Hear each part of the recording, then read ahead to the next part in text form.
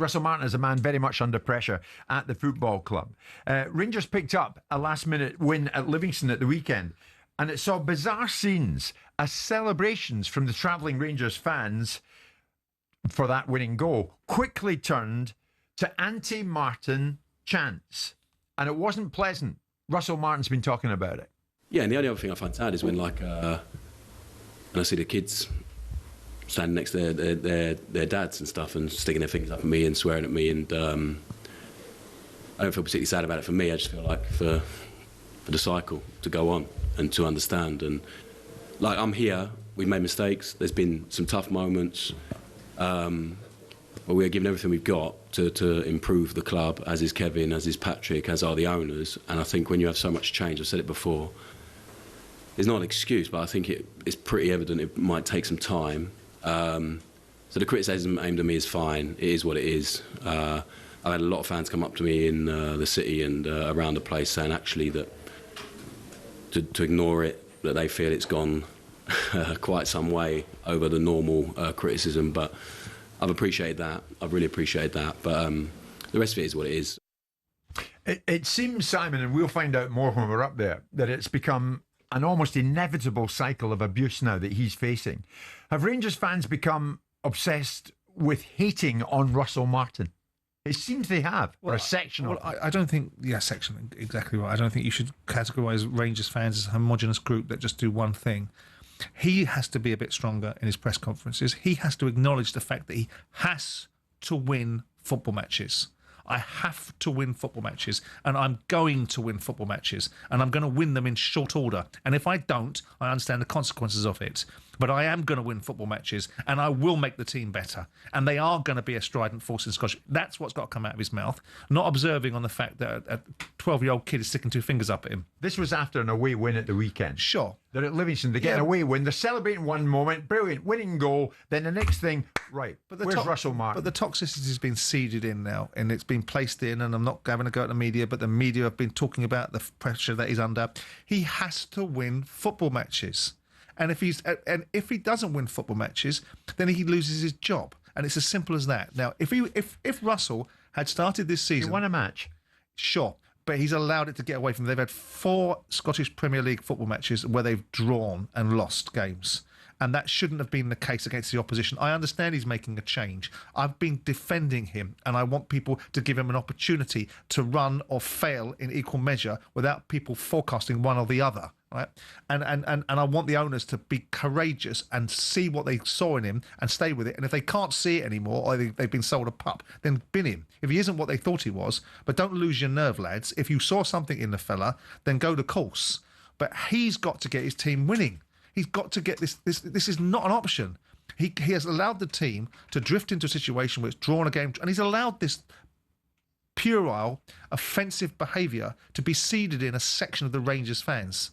And now, whatever he does, he's never going to get it back from them. But how does the ownership rationalise this? Even when he wins, he gets it in the net. Well, then it becomes a different dynamic. If he wins and he keeps on winning and they're still doing it, the Rangers fans will turn on themselves because they'll see that there's a bias there, an unfair bias, and you'll see it change. But the fact is, Russell's the architect of his own downfall. The team haven't won football matches. You cannot go up to Rangers, forecast a new era by making it worse than the previous one. You can't do it. You can't. You don't have the luxury. That's like King Canute saying, I'm going to say to the Rangers fans that you have to be patient. The Rangers just have to win games until I've got the formation right. They're not going to tolerate it. Russell knows that. So his focus and energy has to be about, if he's going to go, he might as well go hard or go home. He might as well go into press conferences, balls out and go, I'm going to win football matches. And if I don't, I'll suffer the consequences. In the meantime, pack it in and give me a bit of support. What's going to lose? Yeah. What can he lose? Yeah. Scott is a big Rangers fan. Are you one of them, Scott? Are you one of the haters? Hello? Good morning, Scott. Yes. Oh, can you hear us, aye? Yes, indeed. Aye, well, what it is, Jim, we've seen this before, season after season. We've got a manager in who simply has failed upwards. He failed at Southampton. He got them relegated last year and he managed to get the Rangers job. It used to be Michael Beale last year or the year before in Clermont. You could see the style of football they were trying to play. You can't see it with Russell Martin. So turned up, is the level of abuse appropriate? In my opinion, fans who pay their money, I go week in, week out. That was £30 I paid last week to go watch Livingston. I wasn't at the game, but I bought the ticket anyway, and I've just paid another £42 yesterday for the home game against Roma. I'm entitled to my opinion, and I've got a season ticket. Fair enough, some it might be over the line, but chance of removing Martin, that's up to the fans. They deserve to voice their opinion. But even when he wins, Scott. But Jim, it's not just the winning, and everything about Rangers is winning, and you know that. But see, when you're having to rely on a last-minute goal for a substitute right back to come on and win a game against Livingston, it's simply not good enough. Okay, Scott, listen, thanks for the call. Here's Kev, who's another big Rangers fan. Kev, where do you stand on this? Have many of the fans now become obsessed with hating on Martin? How you doing, guys? You all right? Good, thank you. Good. I don't think it's an obsession. I think that's a little bit of an extreme use of the word in there. I mean, I totally get it's prevalent, but just to go back and touch on some of the things I spoke to you last week, the hatred is coming from the fact he's gaslighting us with his analysis of games. He turned around last Thursday after the Genk game, and he was asked about the flanks being utilised, and nothing was done about that, and he denied it even happened. He's coming out and saying we're playing well in games. We're not playing well in games, we're playing terribly. The stats on Sunday show how bad things actually were, and he's sitting coming out with it wasn't that bad, it wasn't that bad. It clearly was that bad. This press conference is just nightmarish because, again, it's a gaslighting, it's a denial of things happening in game situation. To go back to the main subject, the argument about the abuse, like the Scott just said, yeah, he pays his money, that's fine. Some of the abuse, like the kids giving the fingers, swearing, things like that, that is a little bit questionable, or even possibly highly questionable, because when it sort of crosses the line of personal, it's a little bit different from professional. Because my abuse to Martin is professional abuse based on what I'm seeing in the park and his his comments. So, Kev, before you leave us, what should the 49ers do? Well, like Simon, I pointed at Simon last week, they contradicted themselves in the first instance of communication with the fans and took over. They said the new manager will have nothing to do with Rangers, brand new start, and the man played for us. But given the level of vitriol from the fans and what's happening on the park, and again, nobody's got a divine right to win games. Nobody does, no matter how good or bad you are. Just because we're Rangers and we're the biggest club in Scotland doesn't mean we've got divine right to win games. Okay. We should be better than this. There's no substance, there's no style, there's no clue. He's got to go. Kev, thanks for the call. Graham's a big Rangers fan. I think, Graham, you think Simon was wrong with what he said. What do you mean? Well, for me, with living in Leeds, most of my friends follow Leeds United, the same owners as our club now, Jim. It starts at the top. They have not done their due diligence in picking the correct manager for what we need.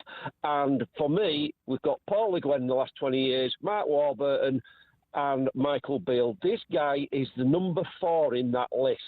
That is where it starts. They have not listened to the fans when they've come in. They've not done the due diligence, and we're in a mess. We spent reasonable money on players that look better than what we had, and we're in a total mess. I was indifferent to the manager we have at the start. Now we need to have him out. He's clueless. It's almost up there with the chap who was backing Saddam Hussein saying, we got rid of all the tanks and we shot down all the planes. Comical Alley. That's what his press conferences are like. That's the one. You got it. That's exactly what his press conferences are like. It's a joke. I'd rather have Ted Lasso in charge than this bloke. What happens if they win tonight, Graham?